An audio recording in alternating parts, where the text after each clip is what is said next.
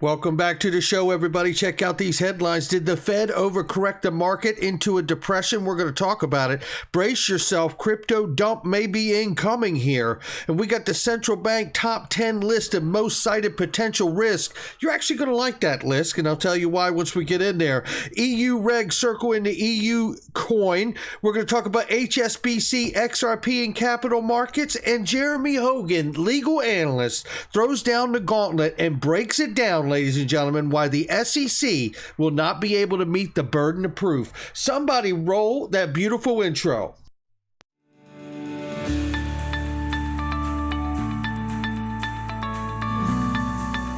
Digital Perspectives with Brad Kimes. Come on in.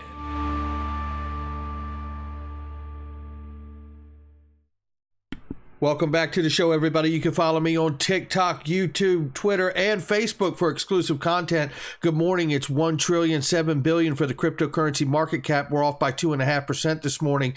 Bitcoin, 20,700, but for how long? We'll talk about it in a second. Ethereum, 1,500 plus, almost 1,600 bucks. XRP is 47 cents this morning. Let's look at this, ladies and gentlemen. Right now, don't miss out. Check out my sponsor underneath the video. Help hide your identity online. 82% off. It costs almost nothing. It is literally one of the things that you cannot afford not to do. I use it as one of the many layers to help hide my identity online, and you can too. And you can grab 5 years right now for $1.41 a month. Oh my gosh. Check out that link, please. Billionaire Chamath Palihapitiya issues warning investors, saying the Fed is on a path to overcorrecting and breaking the markets. Well, then I guess it's a good thing that the Fed's been trying out the whole wholesale CBDC on the back end if you missed it this weekend. That's right. The New York Fed study found that 24-hour, 7 days a week, 365 atomic settlement wholesale central bank digital currency can solve a lot of the problems going on in a $7 trillion FX market. How about that?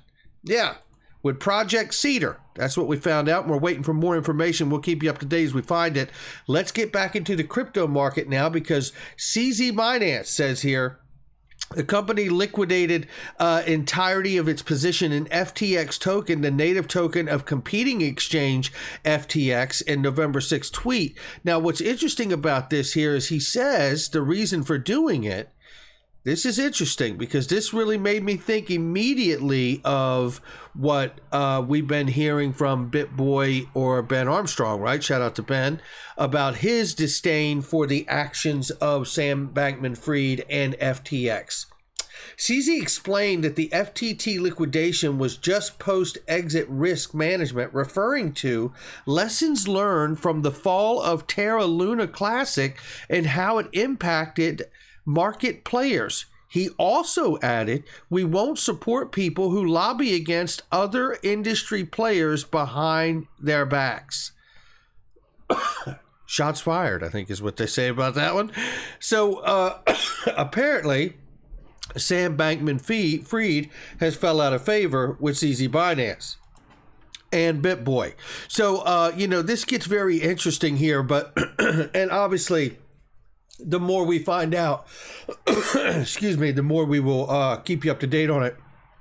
I took a drink of water and went down the wrong way. 1 second here. I got to pause this. There we go. I'm back. I'm going to make it. All right. So John Deaton tells us here that we need to be really watching what's going on, is what I'm getting out of this tweet. Watcher Guru says just in 152,000 Bitcoin worth $3.15 billion has been added to exchanges in the last 24 hours. John Deaton says, here we go. And you know what? I kind of feel it too. I do have the article, but there really isn't a lot to glean from it other than exactly that. And I'll just say this, when you usually see this kind of behavior, you usually see a dump coming, right? Because you're seeing the Bitcoin move from a wallet to the exchange, which normally means people are going to sell. So watch out for any kind of a crypto dump. Bitcoin is the leader of the market. So if they can get it to slide and it starts to sell off, well, then watch out. because that's going to affect the whole market. Right here, we see there is some good news today, and we got even more good news coming, I think, here in a second, or at least news you're going to like. Crypto no more in the top 10 most cited potential risk by central bank in the United States. Good going, Fed. They cite all these other issues, which I'm not going to read to you, but none of them are crypto. How about that? We're not on the list, ladies and gentlemen. Maybe because they know exactly how they're going to treat it and what they're going to do. I think that is probably highly likely.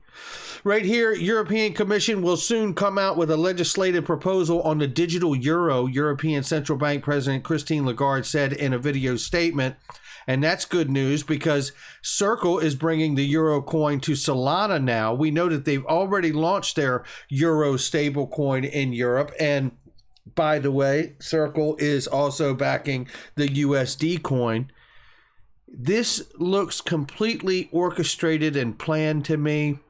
Goldman Sachs backed Circle. I think we all get that, right? So when you see this, Circle only launched Eurocoin as a European take on its popular USDC coin in June. Eurocoin works in the same way, but it's pegged to the euro instead of the dollar. Yeah, we got it. But I tell you, there is more going on out here, and it's this. HSBC to launch Orion blockchain bond tokenization platform. Now, Marcus Treacher used to work at Ripple from HSBC. We know that there was some connections, however thin or, loosely tied, but we're going to talk about that in a second. However, I got to read this article to you. It says, today, HSBC announced plans to launch HSBC Orion to its digital ledger distributed ledger platform based on bond tokenization. It says here, European Investment Bank, EIB, might use to issue GBP and tokenized bond under Luxembourg law. The solution enables tokenization of both digital bond and the currency used for settlement, enabling atomic settlement or delivery versus payment, known as DVP. It says here, digital assets are a fast-growing part of the financial markets. Their clients demand solutions that can deliver benefits of tokenization within a trusted, secure environment. It says here, we plan to use the Orion platform to facilitate further digital bond issuance, expand its usage to other products in 2023. HSBC Security Services is planning to broaden custody for digital assets next year. The digital bond initiative does not involve cryptocurrency, but instead uses permissioned blockchain infrastructure.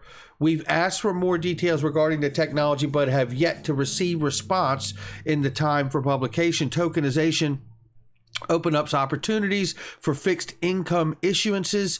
It says including faster processing, improved operational performance. It says here efficiencies from using blockchain make it cheaper to issue bonds, making smaller issuances more viable. A shared ledger reduces the need for reconciliation. HSBC previously run blockchain bond trials in 2020.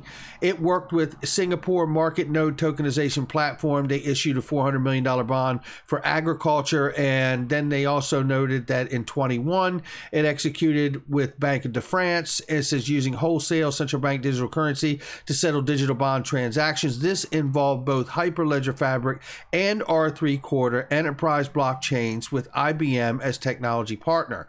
Separately, HSBC adopted DLT technology from Batten Systems for foreign exchange settlement. Initially, HSBC FX Everywhere was used between companies within HSBC Group, and then it partnered with Wells Fargo, settling bilateral trades. Meanwhile, bonds and fixed income are the most popular asset classes for tokenization. Really? Last year, EIB issued a $100 million bond on Ethereum public blockchain. Yesterday, UBS issued Swiss Digital Bond with a dual listing on both SIX Digital Exchange, SDX, and SIX. It says Switzerland, Luxembourg, France, Germany are the most favorable European destinations in terms of legal frameworks. Both the UK and the EU launching DLT sandboxes potentially update laws. Now, this is what I want to show you from HSBC. This is from a couple years ago from Leonidas. And he reminds us here, and I think it's a good reminder here, HSBC, one of the largest banks we know, Marcus Treacher came from HSBC, spent many years at Ripple, is now not there anymore, but many, many years of Ripple and insight there. If you look here, it shows, evaluating Ripple for other use cases. And this is Dilip Kumar from HSBC. Now, the question is, was Mr. Kumar evaluating Ripple as an inventor or as part of his work at HSBC? It is also not clear if the statement for other use cases means that Ripple and Hyperledger are already being used in a specific way. HSBC did mention Ripple and XRP in the past in a report on distributed ledger technology in the capital markets, which is very interesting because, as you know, I'm sure, and if you don't know, capital markets are part of the financial system concerned with raising capital by dealing in shares and bonds and other long-term investments. It gets very interesting here. The comment here was away from securities and other compelling applications at the time. It was said that the distributed ledger technology can stream end-to-end value transfers, reducing costs, operational risk, settlement. Ripple's XRP Ledger provides real-time cross-border settlements using tokens, represent central bank currencies in foreign exchange. HSBC's FX Everywhere tool processed more than 3 million intercompany financial transactions, FX transactions, worth $250 million in the first year. So we will keep an eye on where all of this goes and whether or not Ripple and XRP have any involvement in this news. But for now, we don't see anything directly.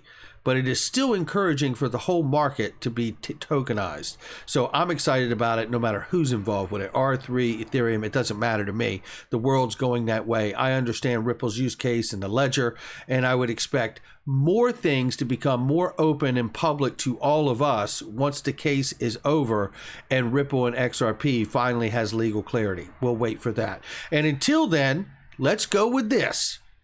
Legal analyst Jeremy Hogan sums it up and takes us out right here, and you're going to want every bit of it.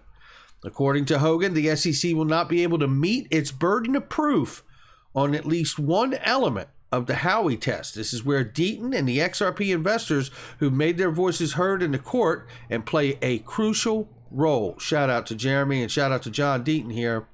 He says, why the SEC cannot meet its burden on at least one of the elements of the Howey test, in order to win its summary judgment, the SEC has to do two things: prove every element by the greater weight of the evidence, and prove that there is no genuine dispute of a material fact. That's what we're talking about here after resharing John Deaton's post. He goes on to say here, looking at the expectation of profits based on efforts of others, prong, what do we see? First, the SEC's sole evidence is a statements from Ripple and a handful of purchasers about Ripple's involvement in the price of XRP. It abandoned its expert witness on this issue. Ripple counters the SEC with its own expert witness who correlates XRP price action with market forces, especially since 2018. And Ripple apparently also files 3,000 affidavits. Ripple apparently also files 3,000 affidavits from John Deaton and XRP holders that they were not looking to Ripple to increase XRP price. Burden met? Seems to me, tell me if you disagree, the SEC has absolutely failed to meet its greater weight of the evidence burden. A handful of statements over 8 years versus expert opinion and 3,000 affidavits? But even putting that aside, is there a genuine issue of material fact here? Ripple submitted direct, hard evidence that a reasonable XRP purchaser was not relying on Ripple to increase price. I don't see how the judge ignores the evidence or that evidence and grants summary judgment on this prong of the test. Not saying the SEC can't win, but it can't win here. Yeah, that's how we start a Monday. Not financial advice from me or anyone else. It's just my digital perspectives. I'll catch all of you on the next one.